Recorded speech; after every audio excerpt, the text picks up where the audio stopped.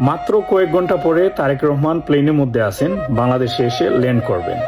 তার মধ্যে ঢাকা ফ্লাইওভার থেকে কে বা কারা একটা ককটেল নিক্ষেপ করে সিয়াম নামের এই ছেলেটাকে হত্যা করে ফেলছে। কিভাবে হত্যা হয়েছে দেখেন, তার মাথার উপরে ককটেলটা নিক্ষেপ হয়েছে। সে ওইখানে দাঁড়িয়েছিল চা খাওয়ার জন্য ঠঙের দোকানের সামনে।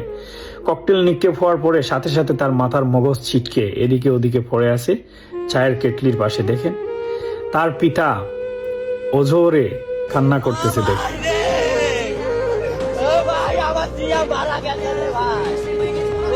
আরে ওই যে রাস্তায় বাইরে ভোট করতে ওর গায়ে একেবারে মাথা গুঁতা গেছে ভাই।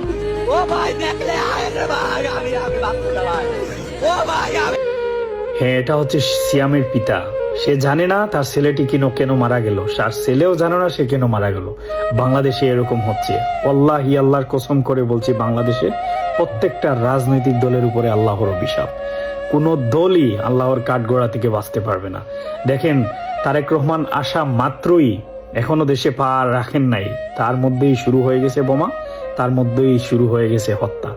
কে কাকে কেন মারছে সে জানে না, যে মারা যাচ্ছে সেও জানে না সে কেন মারা যাচ্ছে। আল্লাহ জানেন আমাদের দেশের পরিস্থিতি কোন দিকে যাচ্ছে, কোন দিকে।